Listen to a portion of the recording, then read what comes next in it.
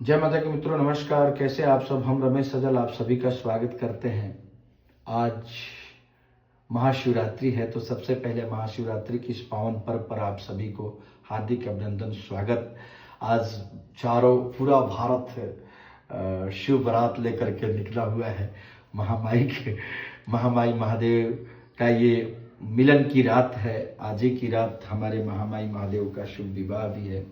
किंतु कुछ धार्मिक संत पुरुष इस बात को नहीं मानते।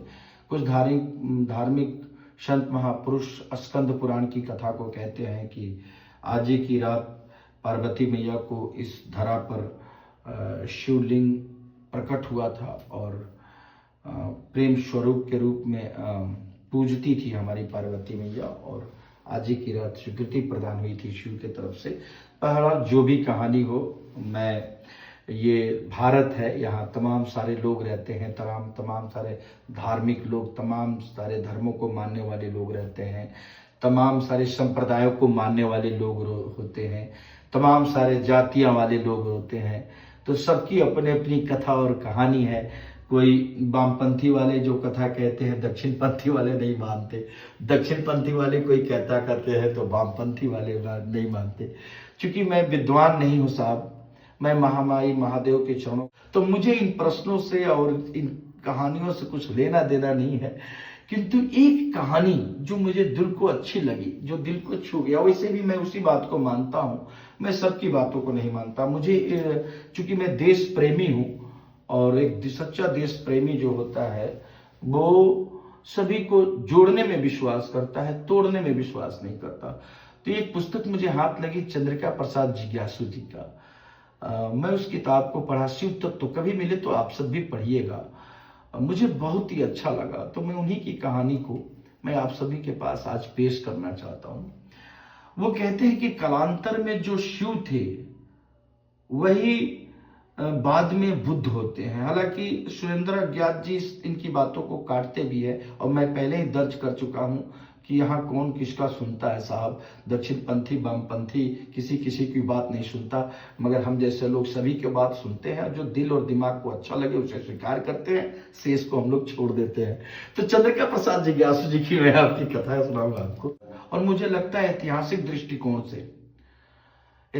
दृष्टिकोण से भी मुझे लगता है कि ये बात हो ना हो, कहीं ना कहीं मुझे जच गया, तो मैं चाहता हूं आपसे शेयर करूं। वो कथा सुनाते हैं कि ये भारत जो सांप सपेरों का देश था, जंगलों का देश था। यहाँ पे काले कलुट्टे लोग होते थे, मोटे मोटे ओठ वाले, भयंकर चेहरा वाले। ऐसे में आर्य लोग इस देश में आए, जो सुंदर सुंदर लोग थे। आर्य जो पढ़े लिखे लोग थे, इस धरा पर आए, इस भूमि पर आए, और इस भूमि को एक नाम दिए भारत। हालांकि उनकी अपनी एक संस्कृति थी, बनी बनाई संस्कृति थी। फिर वेदों को लाया, फिर वैदिक काल हुआ, और इस तरह से इस भारत को एक अच्छी संस्कृति मिली। और उस संस्कृति के तहत, उसी संस्कृति के एक चितपावन ब्राह्मण परिवार में एक कन्या का जन्म होता है, जिसे हम लोग महामाई कहते हैं। मेरे लिए तो माँ का ही जन्म हुआ। उस भवानी का जन्म होता है, और उस चितपावन ब्राह्मण के कुल देवता होते हैं विष्णु जी, जिसको दक्षपति राजा के घर के वो कुल देवता थे विष्णु जी।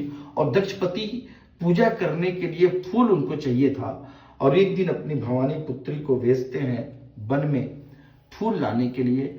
और चंद्रिका प्रसाद जिज्ञासु जी लिखते हैं कि जब वो वन को जाती हैं तो वहीं पर वहां के मूल निवासी आदि देव महादेव, वो यहां तक लिखते हैं कि आदिवासी पुरुष जो मरघटों में रहते हैं, शमशान में रहते हैं, भस्मी भभूत लगाते हैं, अरभंगी रहते हैं, उनसे प्रेम हो जाता है महामाई महादेव का। और देखिए कितना अच्छा संजोग है। और यहाँ पर चंद्रिका प्रसाद जिज्ञासु जी दर्शाते हैं कि आर्यों का मूल निवासियों से प्रेम होता है, और इस तरह से महामाई महादेव दोनों एक दूसरे का एक हो जाते हैं। और यही प्रेम है साहब। देखिए साहब, अहंकारी कहता है कि मैं सही तू गलत, किंतु प्रेमी कहता है कि तू सही तू ही सही। और वही प्रेमी जो प्रेम की पराकाष्ठा को प्राप्त करके भक्त बनता है, तो मैं सही और तू गलत का प्रश्न ही कहां रह जाता। तब तो भक्त और भगवान एक हो जाते हैं। और यही है शिव पार्वती का मिलन का साहब। प्रेम जहां है ना साहब, वहां सब कुछ समर्पित है।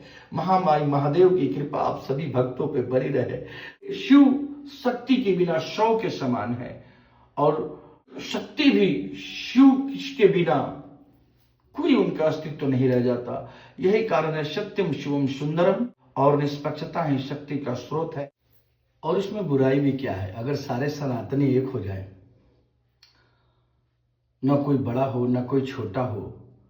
वैसे भी शिव संप्रदाय में जात पात पूछने की परंपरा तो रही नहीं है। शिव सबके हैं, चाहे वो देवता हो या दानव हो, श्री राम हो या रावण हो, भूत हो या बैताल हो, देवता हो या दानव हो, आर्य हो या अनार्य हो, शिव तो सबके हैं। महामाई महादेव के दरबार में सबका सम्मान मिलता है और यही बड़प्पन है हमारे शिव परिवार का। इसी शुभकामना के साथ आप सभी को महाशिवरात्रि की हार्दिक बधाई, शुभकामना। ये मेरा प्यारा आदेश। हम जोड़ने में विश्वास रखते हैं साहब, तोड़ने में विश्वास नहीं रखते। तो हर हर महादेव, जय शंभू। महामाई महादेव की कृपा बनी रहे। धन्यवाद।